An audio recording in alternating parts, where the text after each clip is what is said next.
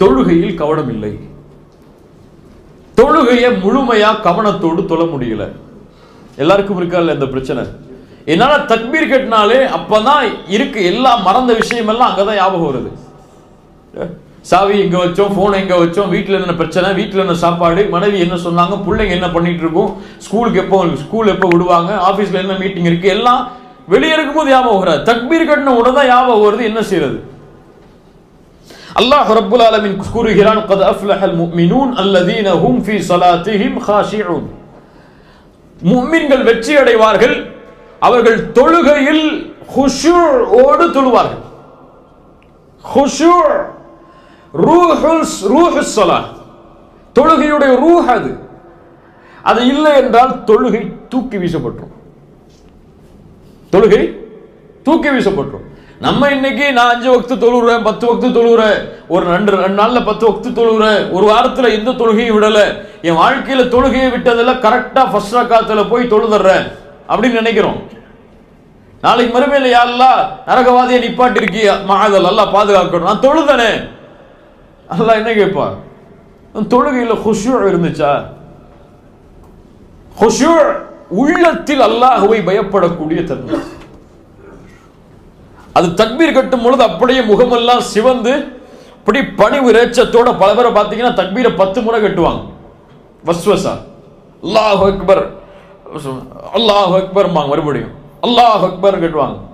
ஏன்னா அவங்களுக்கு சூரத்துல் ஃபாத்திஹா வரலையா, முழுமையான கான்சென்ட்ரேஷன் வரலையா, அதுக்காக தக்பீரை மீண்டும் மீண்டும் கட்டுவாங்க.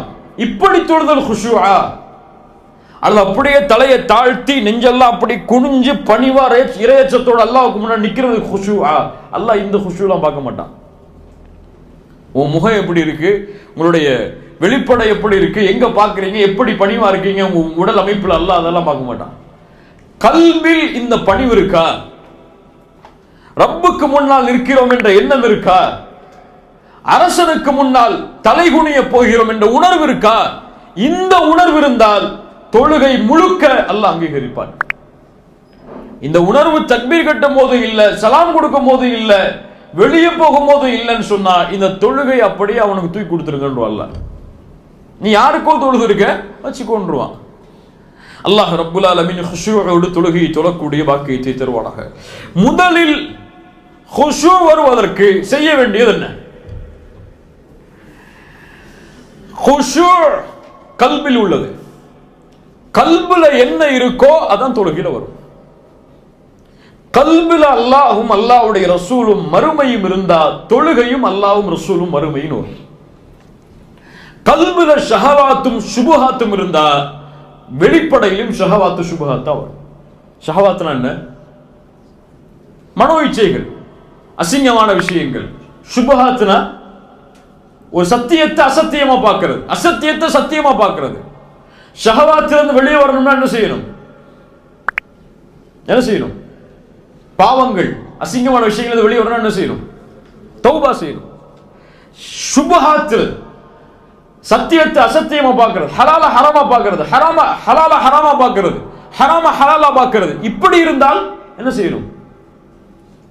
தௌபா செய்யணுமா? இவரு இல்ம கத்துக்கணும், இல்ம கத்துக்கணும். இப்ப இந்த ஷஹவாத்தும் சுபஹாத்தும் யாருடைய கல்புல இருக்கோ இவங்களால குஷூவா தொழ முடியாது. தொழுகைங்கிறது தக்வாவை உருவாக்குற ஃபேக்டரி கிடையாது. தக்வா உருவாக்குற ஒரு மிஷின் கிடையாது. தொழுகை தக்வாவை சமர்ப்பிக்கிற இடம். தொழுகையுடைய வெளியில எப்படி உங்களுடைய நிலைமை அல்லாஹ்வோடு இருக்கோ அதே நிலைமை தான் தொழுகைக்கு உள்ளேயும் இருக்கும். வெளியே ஹராம செஞ்சுட்டு, வெளியே ஜினாவை செஞ்சுட்டு, வெளியே ரிபாவை வாங்கிட்டு, வெளியே அல்லாஹ்வை மறந்துட்டு, வெளியே அல்லாஹ்வுடைய கட்டளைகளை மீறிட்டு தொழுகையில தக்பீர் கட்டின ஒண்ணு அல்லாஹ்வுடைய ஞாபகம் வரணும்னா வராது. இப்போ இதான் நமக்கு முதல் டெஸ்ட்.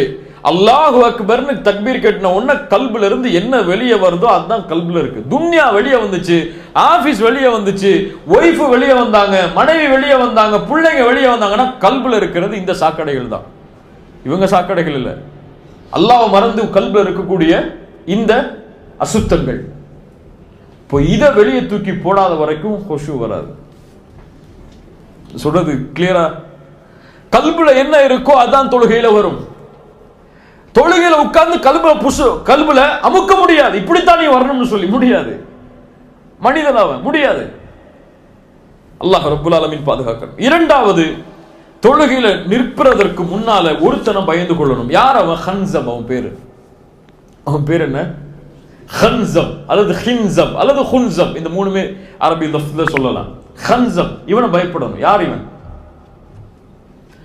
அபு உஸ்மான் இப்னு அபி ஆஸ் ரலியல்லாஹு அன்ஹு அல்லாஹ்வுடைய ரசூல்ட்ட வராங்க. ரசூலுல்லாஹி ஸல்லல்லாஹு அலைஹி வஸல்லம் அவங்கள, நான் தொழுகையில தக்பீர் கட்டின உடனே எனக்கும் தொழுகைக்கும் இடையில அல்லது ஓதுறதுக்கும் தொழுகைக்கும் இடையில ஷைத்தான் வர்றான். நம்ம கேட்க வேண்டிய கேள்வி. ரசூலுல்லாஹி ஸல்லல்லாஹு அலைஹி வஸல்லம் சொன்னாங்க, தாக்க ஷைத்தான், அவன் ஒரு ஷைத்தான், யுகாலு லஹு ஹன்சம், அவன் பேரு ஹன்சம். ஜின்களுடைய வகையில இவனும் ஒரு வகை ஹன்சம். இவன் வந்தால் அல்லாஹ்விடத்தில் ஷைத்தானை விட்டு பாதுகாப்பை தேடுங்கள். அஊது பில்லாஹி மினஷ் ஷைத்தானிர் ரஜீம்.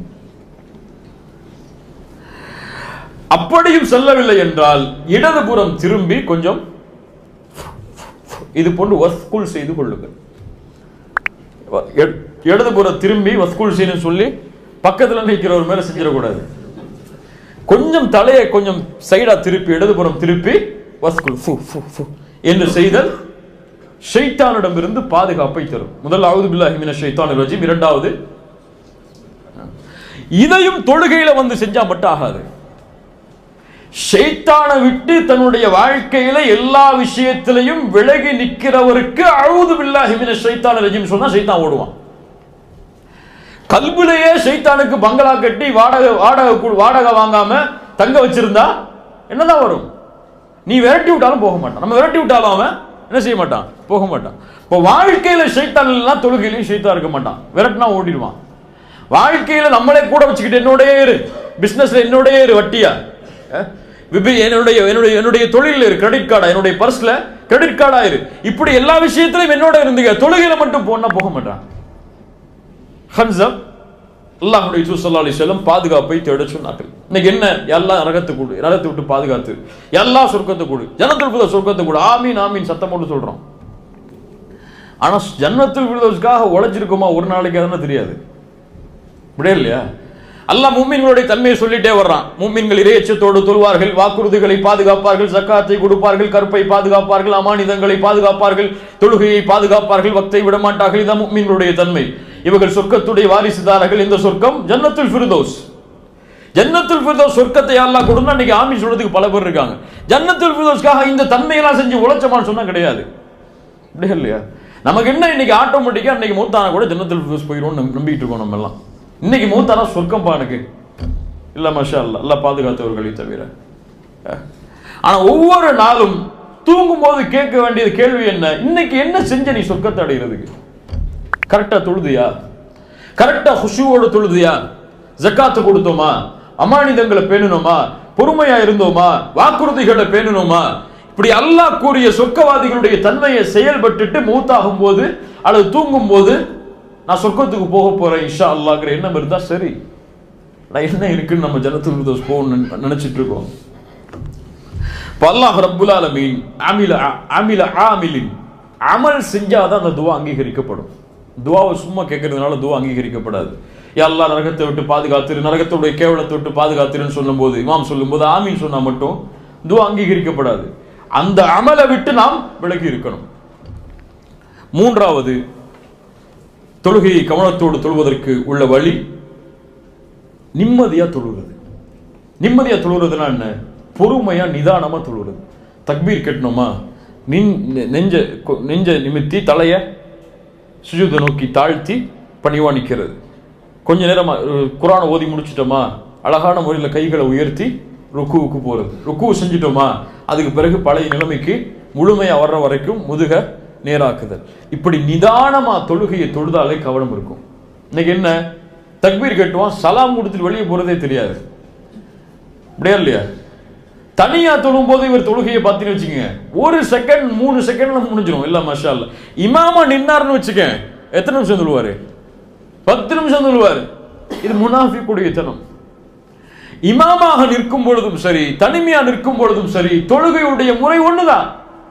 நிதானமாக ரசூலுல்லாஹி ஸல்லல்லாஹு அலைஹி வஸல்லம் தொழுதாங்க. இப்ப நிதானமாக தொழுகை நிறைவேற்றினா தொழுகை கவனத்தோடு வரும்.